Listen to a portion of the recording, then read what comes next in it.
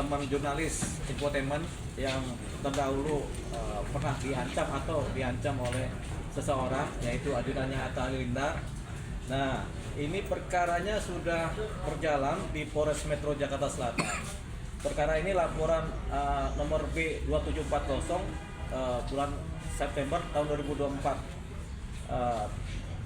Kejadiannya adalah di mana terjadi di Polres Jakarta Selatan, seseorang yang diduga ajudannya Atta Halilintar ini melakukan pengancaman terhadap jurnalis yang sedang melakukan pekerjaannya. Nah, ini sudah diproses di Polres Jakarta Selatan melalui laporan polisi yang dilakukan oleh teman-teman jurnalis ini. Kemudian ini bulan September laporannya, kemudian Oktober, November sudah berproses dan kemudian sudah dipanggil saksi-saksi baik dari korban maupun saksi lain termasuk dari Atta Halilintar sudah dipanggil. Dan dalam kompleksitas keterangan yang sudah lengkap ini tersebutlah bahwa seseorang ini yang diduga adalah ajudannya Atta Halilintar yang bernama Agung ini ternyata adalah anggota TNI AD. Jadi berprofesi sebagai tentara gitu. Nah, kita sebut ini sebagai oknum saja ya. Nah, ini kemudian karena terlapor atau terduga terlapor ini pelaku adalah oknum anggota TNI. Jadi dari Polres Jakarta Selatan kemudian membuat gelar perkara dan kemudian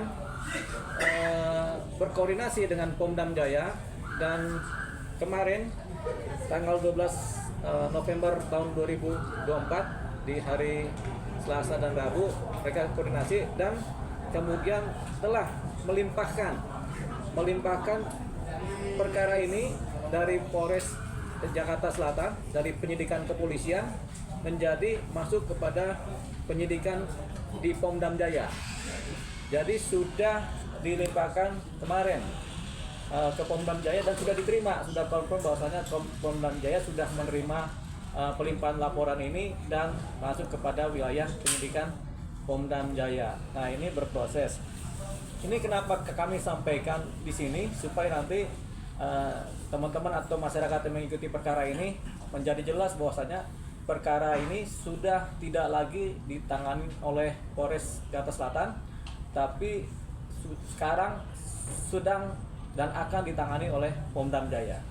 Tentunya ini Pomdam Jaya ini kan dari Kodam ya, Pomdam Jaya ya. Jadi itu dia. Alasan pelimpangannya apa, Bang?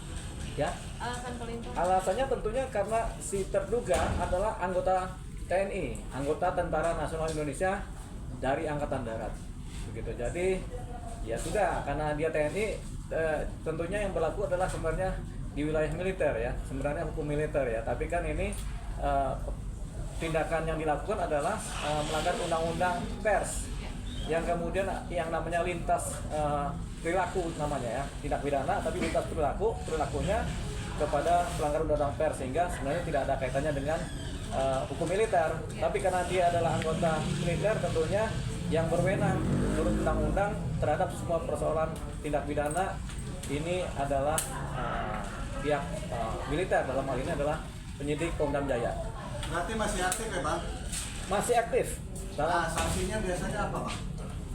Kita belum tahu dari Pomdam Jaya, makanya nanti dalam minggu depan kami akan berkoordinasi dengan pihak Pomdam Jaya untuk mencari tahu. Tentu ada sanksi secara militer, tapi kalau yang dilanggar adalah undang-undang pers, tentunya dia perlu juga diberlakukan undang-undang pers, karena yang dilanggar kan undang-undang pers, tidak dilanggar hukum militer ya. Kalau hukum militer sanksinya adalah disiplin, tapi kalau undang-undang pers punya ada pasal sendiri. Ini nanti mungkin kalau persidangannya koneksitas antara peradilan militer sama mungkin koordinasi juga dengan sipil, karena ini pers ini kan sebutnya sipil ya. Nah, tapi undang-undangnya saling berdiri begitu. Jadi mungkin pengadilannya di pengadilan militer, tapi yang dijerat adalah lewat undang-undang pers sama KUHP. Baik. Bang, sudah pernah ada permintaan maaf dari pihak sana, Bang, sampai sekarang? Sampai saat ini belum ada permintaan maaf dari pihak terduga terlapor, termasuk juga usernya ini kan Atta Halilintar. Atta Halilintar juga sampai saat ini belum ada minta maaf kepada teman-teman, belum ada permintaan maaf. Ya sudah, ini isi going aja lah berjalan kan. Nah perkara ini juga akhirnya kami anggap juga isi going juga nanti berjalan. Jadi perkara ini ya sudah menggelinding. Siapa nanti tersangkanya nanti akan kelihatan lewat hasil penyidikan dan proses persidangan di pidana militer. Baik. Bang, Bang, waktu itu kan menyikapi permohonan maaf melalui media sosial pribadi mereka, menanggapinya gimana? Kan pernah ada Begini, permintaan maaf itu harus sifatnya personal ya. Jadi nggak kepada publik meminta maaf, tapi kepada personal-personal ini yang mengalami. Ya. Gitu. Kalau publik kan ini kan bisa siapa aja boleh minta maaf, tapi kepada personal ini kan mereka mengalami dampak psikologis dari ancaman-ancaman yang dilakukan oleh si oknum tersebut. Jadi ada yang ketakutan, ada yang prihatin, ada yang kemudian nggak bisa apa-apa, ada yang timbul juga sakit hati juga kan. Ini kan dampak psikologis juga. Nah ini harusnya permintaan maaf langsung kepada para pihak.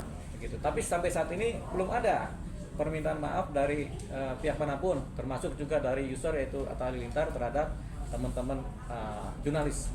Bang, terkait dengan terkait dengan Atta Halilintar karena pada awalnya melakukan pembiayaan, apakah tidak dikaitkan dengan kasus ini, Bang? Tentunya ini akan tetap terkait kepada yang bersangkutan, pada Atta Halilintar, karena beliau adalah user dan memang menjadi saksi. Tanpa adanya beliau menggunakan si oknum ini, tentu tidak akan terjadi kejadian ini. Jadi beliau tentunya terkait. Sejauh mana terkaitnya? Ya bisa sebagai saksi yang terkait langsung. Jadi beliau juga akan terbawa.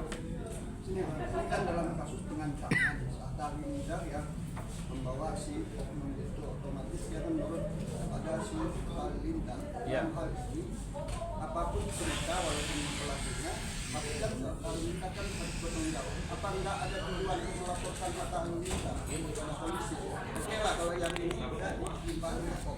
Kita kan punya cara lain untuk melaporkan Atta Halilintar, menjadikan nantinya sebagai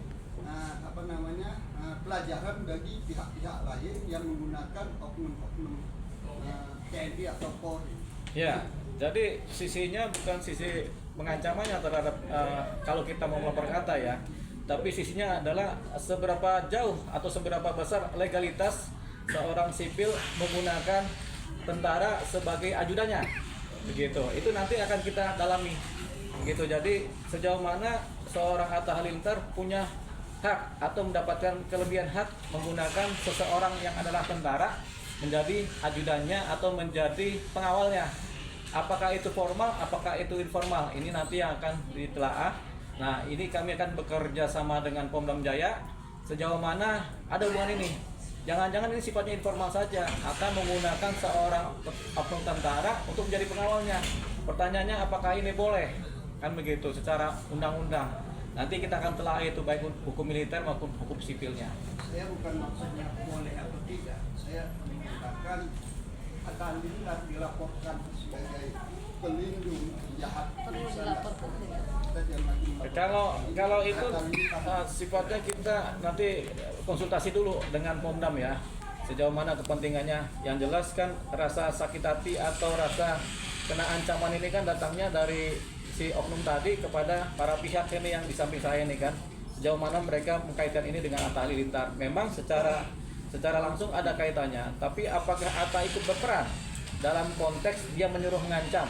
Ini yang belum kita dapat, karena faktanya memang tidak ada cerita itu. Dari BAP juga tidak ada cerita itu. Nah, tapi yang paling penting adalah ini, garis besarnya apakah Atta menggunakan oknum ini secara resmi apa tidak?